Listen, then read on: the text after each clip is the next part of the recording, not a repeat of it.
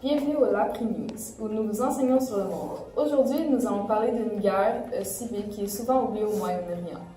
Je parle bien du conflit interne, encore très présent au Yémen. Nous avons envoyé Audrey-Anne sur le terrain. Allons la voir. Bonjour Audrey-Anne. Effectivement, la guerre ici s'aggrave. Les gens souffrent de façon inimaginable.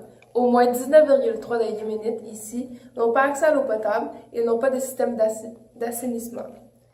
De plus, une épidémie de choléra court auprès de la population, touchant à peu près 700 000 personnes.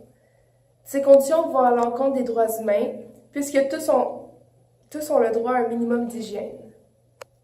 Malheureusement, vous avez raison. Alors, la guerre se passe en deux groupes. D'un côté, nous avons les outils et de l'autre, le gouvernement accompagné des groupes sunnites. Les outils sont contre le gouvernement d'Hadi et supportent plutôt l'ancien président Saleh. Donc, on pourrait dire que les outils sont les rebelles dans ce cas. Les anti-outils ou les pro-Hadi, ils veulent arrêter les rébellions outistes pour mettre fin à ce conflit interne. Audrey-Anne? Pour mieux comprendre la situation, nous allons interviewer un membre de chacun des partis. Ici, nous avons Sharaf El Atala, un membre du groupe de rebelles outistes. Bonjour, expliquez-nous les revendications des outistes. Nous, les outils, nous dénonçons la marginalisation de la communauté zaïdite, les inégalités et le sous-développement dont est victime le nord-ouest du pays. Nous avons cherché à élargir notre zone d'influence en vue de la création du futur État fédéral du Yémen qui doit compter 6 provinces. De plus, nous réclamons l'éviction du gouvernement et la mise en place d'un régime monarchique et théocratique. Merci Sharaf pour ces informations. Audrey-Anne se déplace en ce moment même pour aller rencontrer un membre anti-outiste. La voilà justement. Je suis présentement accompagnée de Sabir El Fawar, un membre anti-outiste. Bonjour, Sabir. Pouvez-vous nous expliquer les revendications de votre groupe? Bien sûr, nous agissons comme la contre-offensive dans cette guerre. Notre but, c'est de combattre les outils, car nous supportons le président Hadi. La tension avec les outils a toujours été très présente dans le pays, mais c'est en 2014 que ça s'est empiré.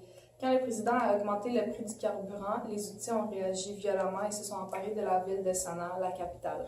Après, l'Arabie saoudite est devenue notre alliée et est intervenue dans le conflit, c'est-à-dire qu'elle y a pris part. Elle a créé une coalition militaire qui incluait plusieurs autres pays du Moyen-Orient et le 25 mars 2015, elle décide d'effectuer plusieurs frappes aériennes sur différentes positions des outils. Bien que la coalition voulait nous aider, elle n'a qu'empiré les choses avec les outils car c'est à ce point-là qu'ils ont déclenché la guerre.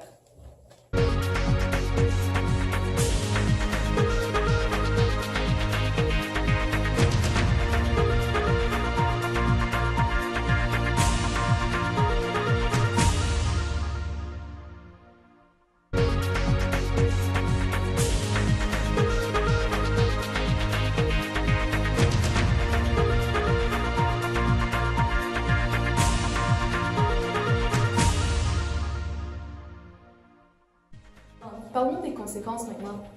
Avec plaisir, Panayota. Pour les conséquences économiques, le coût de destruction s'élève à 19 milliards de dollars. Le Yémen doit dépendre sur les aides saoudiennes, le rendant ainsi vulnérable pour les pays voisins. La majorité des services publics de première nécessité n'est plus assurée. Les exportations d'hydrocarbures, principalement le pétrole, qui avant étaient à peu près 80% des exportations totales, a fortement contracté. Du côté des conséquences politiques, il y a plusieurs assassinats politiques de présidents et de gens autour. À cause de la guerre, la population est prise entre un conflit entre les deux camps. Pour les conséquences sociales, il n'y a plus de système d'assainissement depuis 2017. Il y a une accumulation de déchets, ce qui amène une vague de choléra qui affecte environ 700 000 personnes. Environ 13 millions de personnes sont sur le seuil de la pauvreté et 80% de la population ont besoin d'aide à l'instant.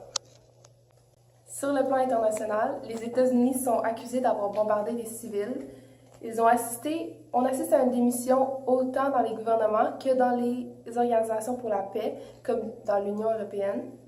Les gouvernements liés par leur alliance économique et politique avec l'Arabie saoudite ne veulent pas interférer dans cette guerre par appréhension des conséquences diplomatiques.